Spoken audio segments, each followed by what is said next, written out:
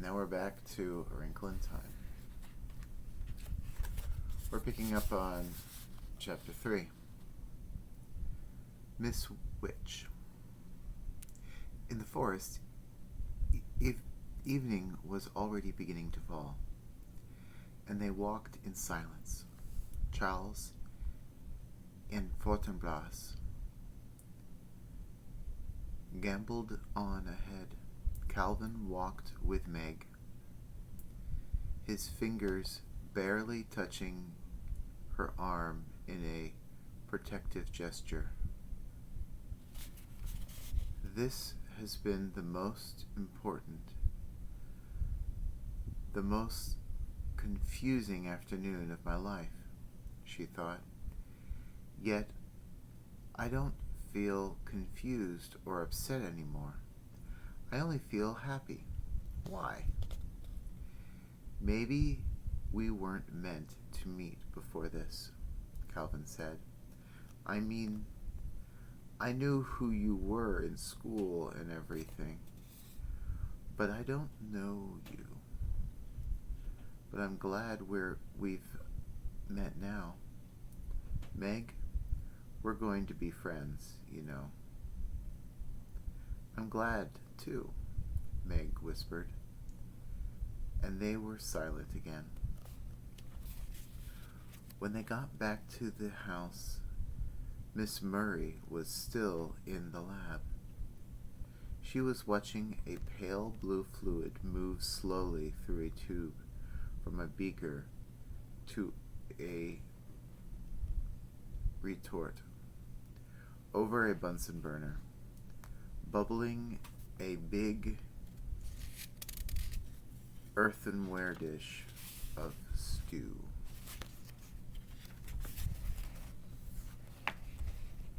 Don't tell Sandy and Denny I'm cooking out here, she said.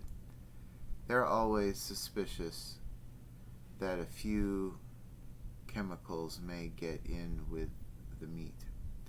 But I had an experiment I wanted to stay with.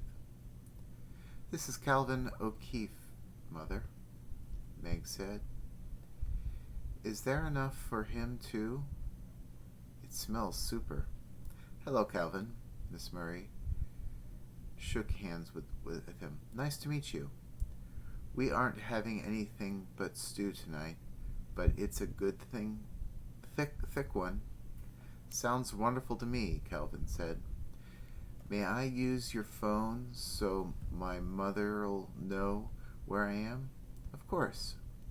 Show 'em where it is. Will you please? Meg, I won't ask you to use the one here, if you don't mind. I'd like to finish up this experiment. Meg led the way into the house. Charles Wallace and Fortinbras had gone off outdoors. She could hear Sandy and Denny hammering at the fort they were building up in one of the maples. This way, Meg went through the kitchen and into the living room. I don't know why I call her when I don't come home, Calvin said, his voice bitter. She won't notice. He sighed and dialed. Ma, he said. Oh, Hinky, tell Ma I won't be home till late. Now don't forget, I don't want to be locked out again. He hung up, looked at Meg. Do you know about lucky? Do you know how lucky you are? She smiled rather wryly. Not most of the time. A mother like that, a house like this, gee. Your mother's gorgeous. You should see my mother. She had all her upper teeth out and Pop got her a plate, but she won't wear it. And most days she doesn't even comb her hair. Not that it makes much difference when she does. He clenched his fists. But I love her. That's the funny part of it. I love them all. And they don't give a hoot about me. Maybe that's why I call when I'm not going to be home. Because I care. Nobody else does. You don't know how lucky you are to be loved. Meg said in a startling way, I guess I never thought of that. I guess I just took it for granted. Calvin looked somber. Then his enormous smile lit up his face again. Things are going to happen, Meg. Good things. I feel it. He began wandering, still slowly, around the pleasant, if shady, living room. He stopped before a picture on the piano of a small group of men standing together on a beach. Who's this? Oh, a bunch of scientists. Where? Meg went over to the picture. Cape Canaveral. This one's father. Which? Here. The one with glasses. Yep. The one who needs a haircut. Meg giggled, forgetting her worry in her pleasure at showing Calvin the picture. His hair's sort of the same color as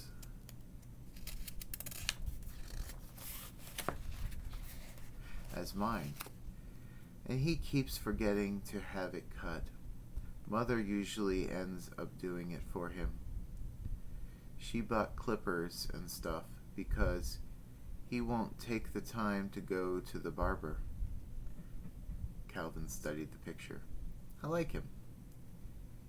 He announced judiciously, look, kind of like Charles Wallace, doesn't he? Meg laughed again. When Charles was a baby, he looked exactly like father. It was really funny. Calvin continued to look at the picture.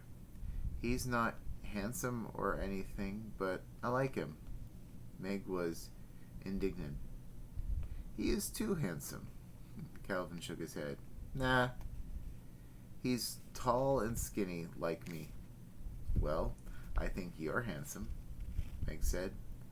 Father's eyes are kind of like yours, too. You know, really blue, only you don't notice his as much because of the glasses. Where is he now? Meg stiffened, but she didn't have to answer because the door from the lab to kitchen slammed, and Miss Murray came in, carrying a dish of stew. Now, she called, I'll finish this up properly on the stove. Have you done your homework, Meg? Not quite, Meg said, going back into the kitchen. Then I'm sure Calvin won't mind if you finish before dinner. Sure, go ahead.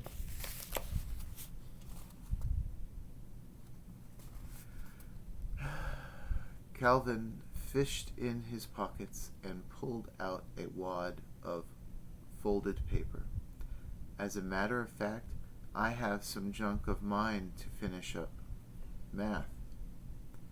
That's one thing I have a hard time keeping up in. I'm okay on anything to do with words, but I don't do it as well with numbers. Miss Murray smiled. Why don't you get Meg to help you? But see, I'm several grades above Meg. Try asking her to help you with your math, anyhow, Miss Murray suggested. Well, sure, Calvin said. Here, but it's pretty complicated. Meg smoothed out the paper and studied it. Do they care how you do it? She asked. I mean, can you work it out your own way? Well, sure, as long as I understand and get the answer right. Well, we have to do it their way now. Look, Calvin, don't you see how much easier it would be if you did it this way? Her pencil flew over the paper. Hey, Calvin said. Hey, I think I get it. Show me once more on another one. Again, Meg's pencil was busy. All you have to remember is that every ordinary fraction can be converted into an infinite periodic decimal fraction. See? So 3/7 is 0.428571.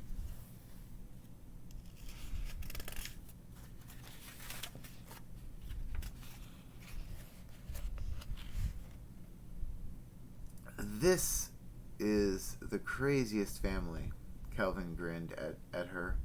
I suppose I should stop being surprised by now, but you're supposed to be dumb in school, always being called up on the carpet. Oh, I am. The trouble with Meg and math, Miss Murray said briskly, is that Meg and her father used to play with numbers, and Meg learned far too many shortcuts.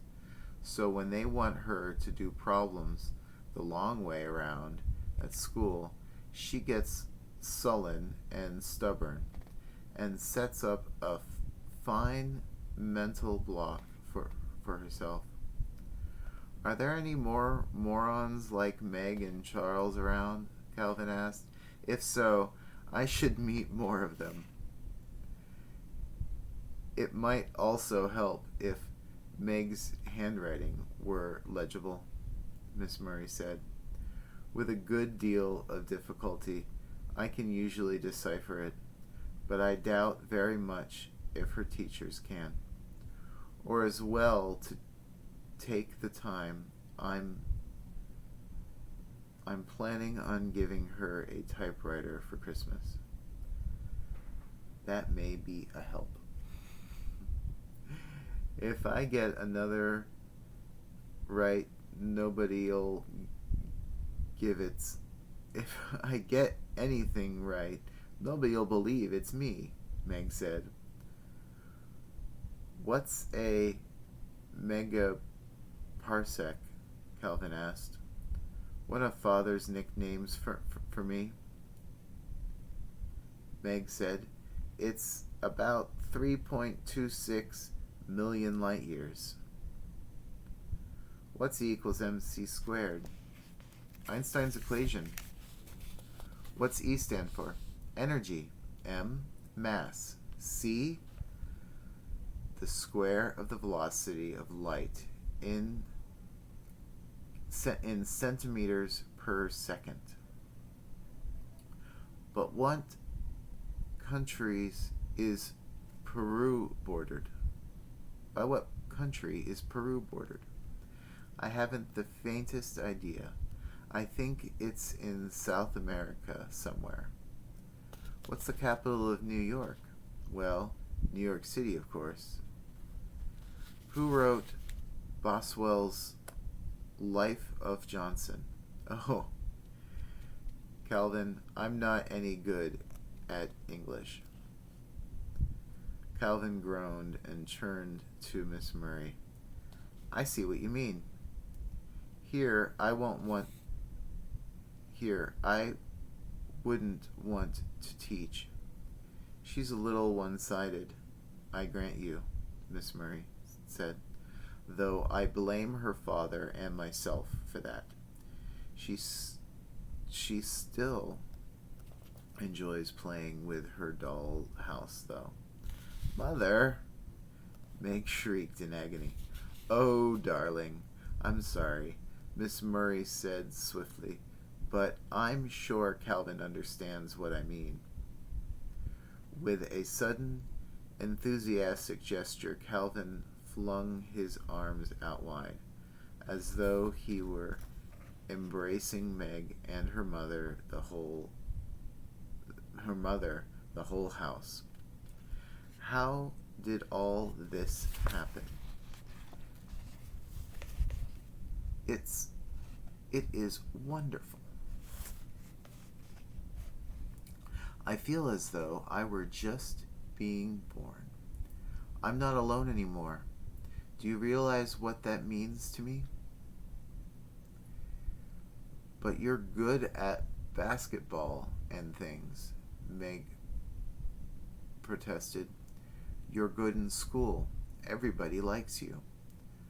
For all the most unimportant reasons, Calvin said. There hasn't been anybody in the world I could talk to. Sure, I can function on the same level as everybody else. I can hold myself down, but it isn't me. Meg took a bunch of forks from the drawer and turned them over and over, looking at them. I'm all confused again. Oh, so am I, Calvin said gaily. But now at least I know we're going somewhere. Meg was pleased, a little surprised when the twins were excited at having Calvin for supper. They knew more about his athletic record and were far more impressed by it than she. Calvin ate 5 bowls of stew, 3 saucers of Jell-O, and a dozen cookies, and then Calvin Wallace insisted that Calvin take him up to bed and read to him.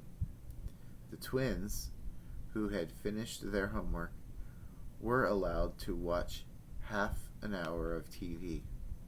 Meg helped her mother with the dishes and then sat at the table and struggled with her homework. But she could not concentrate. Mother, are you upset? She asked suddenly. Miss Murray looked up from a copy of an English scientific magazine.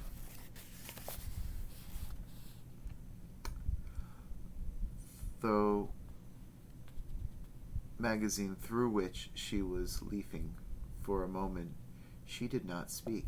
Then, yes. Why? Again Miss Murray paused. She held her hands out and looked at them. They were long and strong and beautiful. She touched with her fingers of her right hand the broad gold band on the 3rd finger of her left hand. I'm still quite a young woman, you know, she said finally, though I realize that means that's difficult for you children to conceive. And I'm still very much in love with your father. I miss him quite dreadfully. And you think all this has something to do with Father? I think it must have. But what? That I don't know, but it seems the only explanation. Do you think things always have an explanation? Yes, I believe that they do. But I think that with our human limitations, we're not always able to understand the explanations. But you see, Meg, just because we don't understand doesn't mean that the explanation doesn't exist. I like to understand things, Meg said. We all do. But it isn't always possible. Charles Wallace understands more than the rest of us, doesn't he? Yes. Why? I suppose because because he's different, Meg. Different how? I'm not quite sure. You know yourself he's not like anybody else. No, and I wouldn't want him to be, Meg said defensively. Wanting doesn't have anything to do with it. Charles Wallace is what he is. Different. New. New? Yes, that's what your father and I feel. Meg twisted her pencil so hard that it broke. She laughed. I'm sorry. I'm really not being destructive. I'm just trying to get things straight. I know. But Charles Wallace doesn't look different from anybody else. No, Meg. But people are more than just the way they look. Charles Wallace's difference isn't physical. It's in essence. Meg sighed heavily. Took off her glasses and twirled them. Put them back on again. Well, I know Charles Wallace is different, and I know he's something more. I guess I'll just have to accept it without understanding it. Miss Murray smiled at her. Maybe that's really the point I was trying to put across.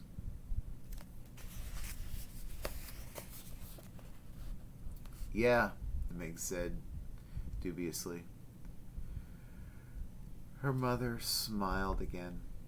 Maybe that's why our visitor last night didn't surprise me. Maybe that's why I'm able to have a willing suspension of disbelief because of Charles Wallace. Are you like Charles? Meg said. I? Heavens no. I'm blessed with more brains and opportunities than many people, but there's nothing about me that breaks out of the ordinary mold. Your looks do, Meg said. Miss Murray laughed. You just haven't had enough basis for comparison, Meg. I'm very ordinary, really. Calvin O'Keefe, coming in then, said, Ha! Charles all settled? Miss Murray asked. Yes. What did you read him? Genesis. His choice.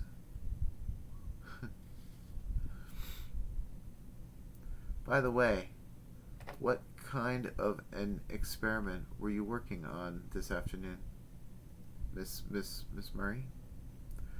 Oh, something my husband and I were cooking up together. I don't want to be too far behind him when he gets back. Mother? Meg pursed. Charles says I'm not one thing or the other. Not flesh nor fowl, nor good red herring.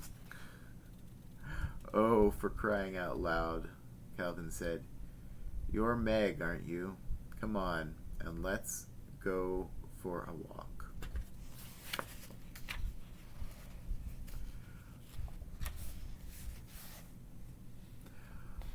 But Meg was still not satisfied.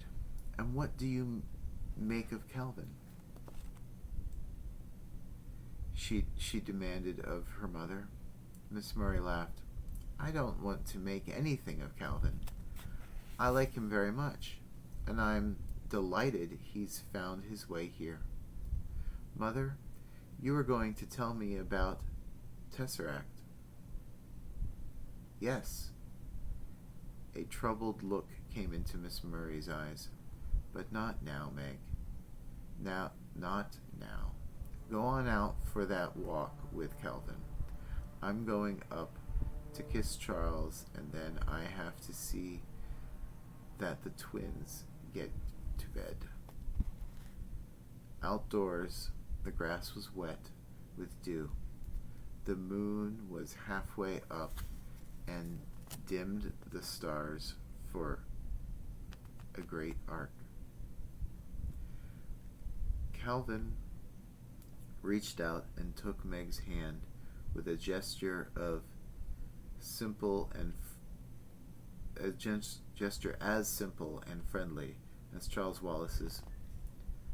"Were you upsetting your mother?" he asked gently. "I don't think I was, but she's upset." "What about Father?"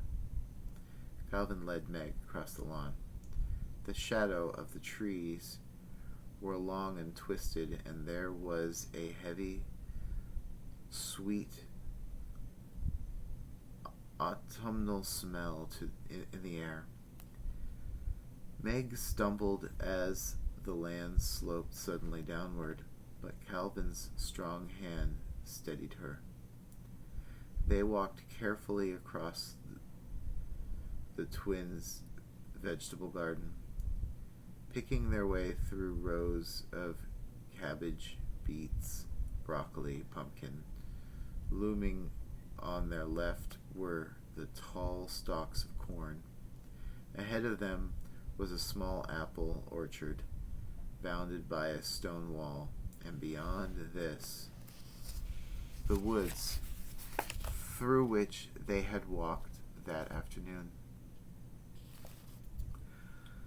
Calvin led the way to the wall and then sat there, his red hair shining silver in the moonlight, his body dappled with patterns from the tangle of branches. He reached up, pulled an apple off a gnarled limb, and handed it to Meg, then picked one for himself. "Tell me about your father." "He's a physicist." "Sure. We all know that. And he's supposed to have left your mother and gone off with some dame." Meg jerked up from the stone on which she was perched, but Calvin grabbed her by the wrists and pulled her back down. "Hold it, kid. I didn't say anything you hadn't heard already, did I?" "No," Meg said, but continued to pull away. "Let me go." "Come on, calm down. You know it isn't true."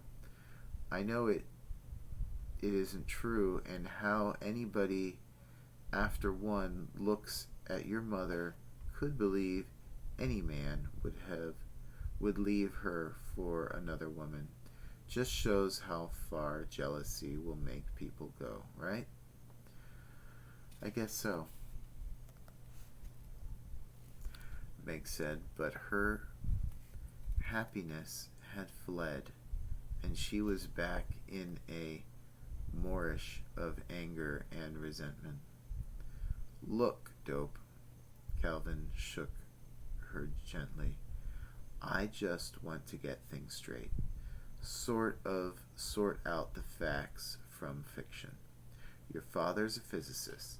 That's a fact, yes? Yes. He's a PhD several times over."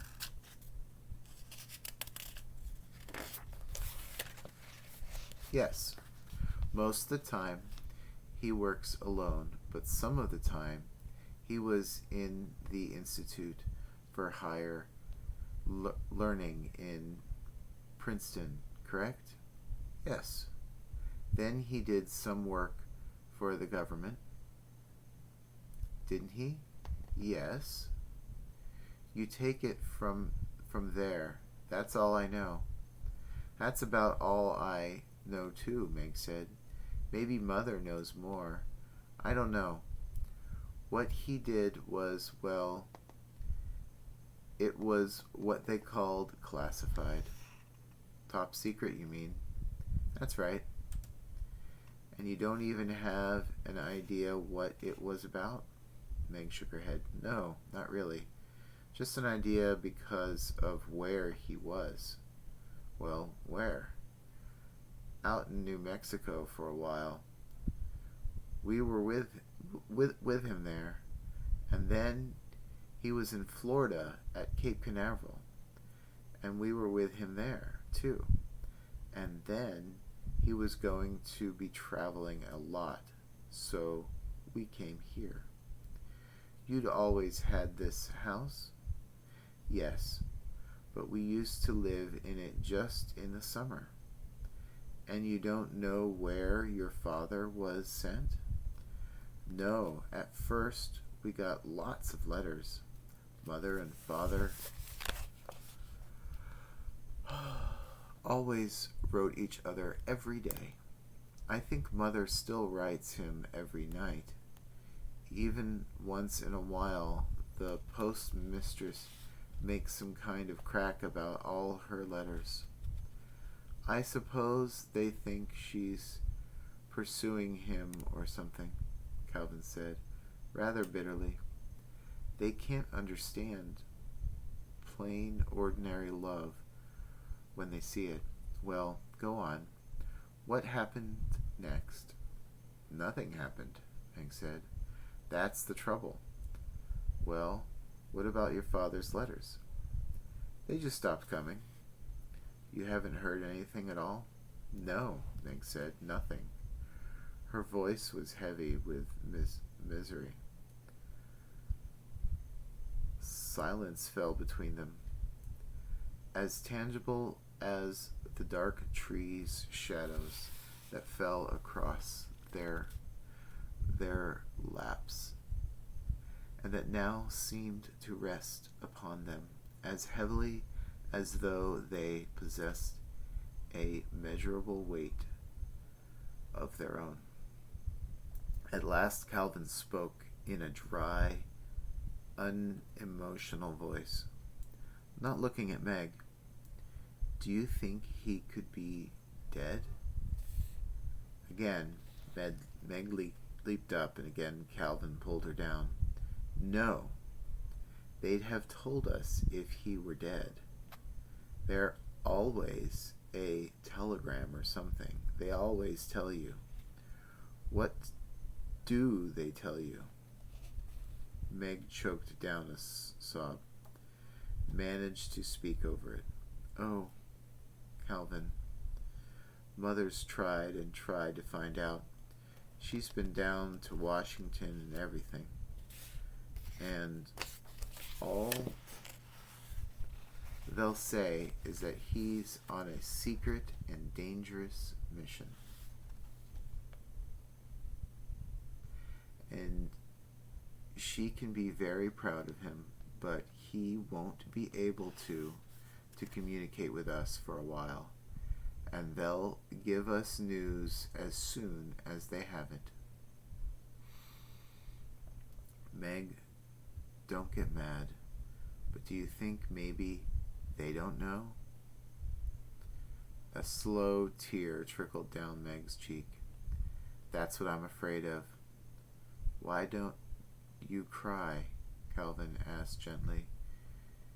You're just crazy about your father, aren't you? Go ahead and cry. It'll do you good. Meg's voice came out trembling over tears. I cry much too much. I should be like Mother. I should be able to control myself. Your mother's a completely different person, and she's a lot older than you are.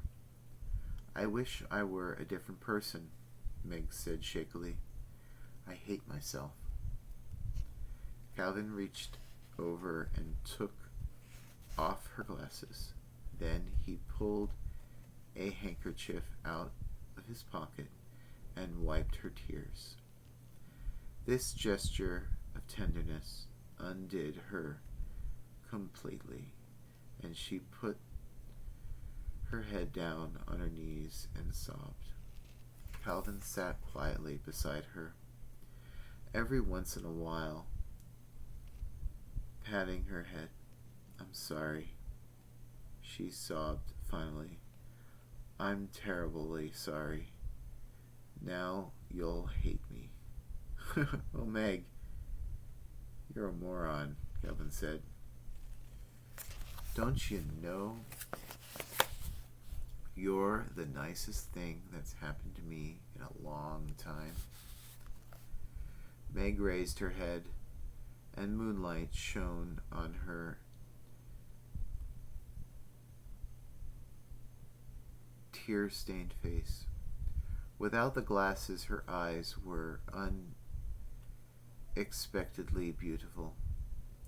If Charles Wallace is a sport, I think I'm a biological mistake. Moonlight flashed against her braces as she spoke.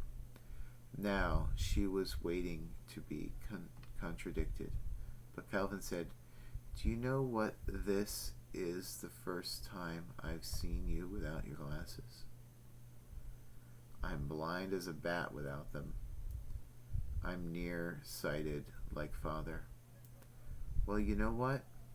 You've got dreamboat eyes," Calvin said.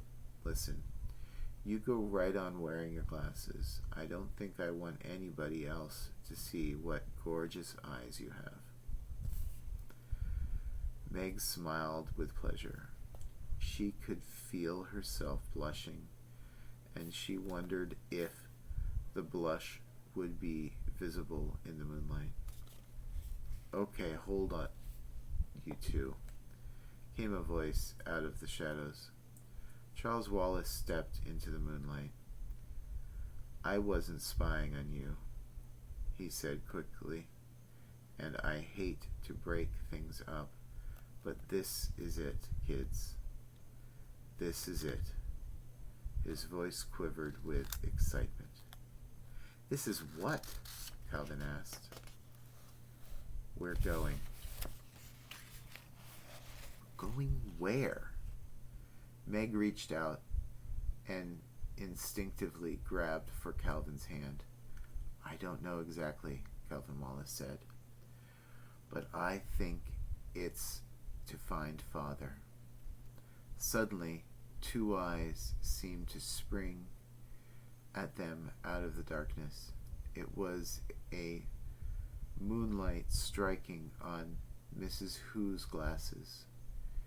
She was standing next to Charles Wallace, and how she had managed to appear where a moment ago there had been nothing but flickering shadows in the moonlight, Meg had no idea.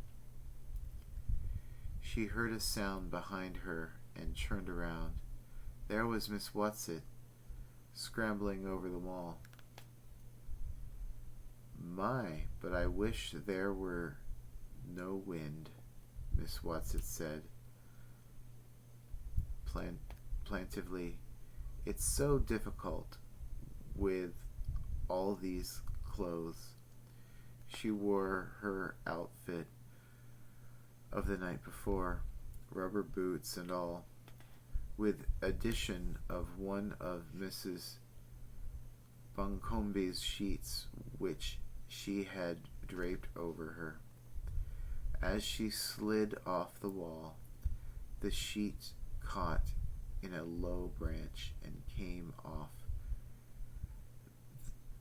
the felt hat slipping over both eyes, and another branch plucked at the pink stole. "Oh dear," she sighed, "I shall never learn to manage." Miss Who waffled over to her, her tiny feet scrambling to touch the ground, the lenses of her glasses glittering. "Comme typical fall amor morso, Dante. What grievous pain a little fault doth give thee. With a clawless hand, she pushed the hat up on Miss Watsit's forehead, untangled the stole from the tree, and with a deft gesture took the sheet and folded it. "Oh, thank you," Miss Watsit said. "You're so clever." Asno viejo seb mascu un potro. Perez. An old ass knows more than a young colt. Just because you're a paltry few billion years, Miss Watsit was starting indignantly when a sharp, strange voice cut out, "All right, girls. This is no time for bickering." "It's Miss Witch," Charles Wallace said. There was a faint gust of wind. The leaves shivered in it.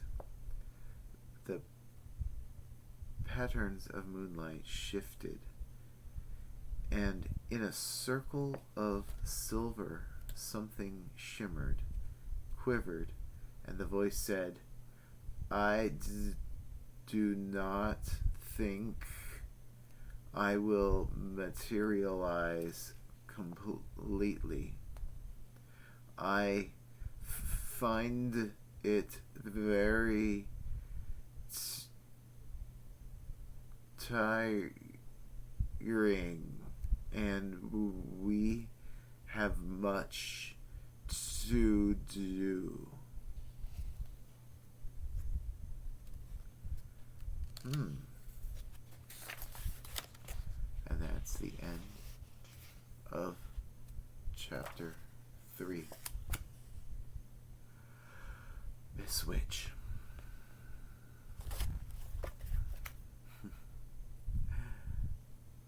Thank you. I hope you're enjoying the story.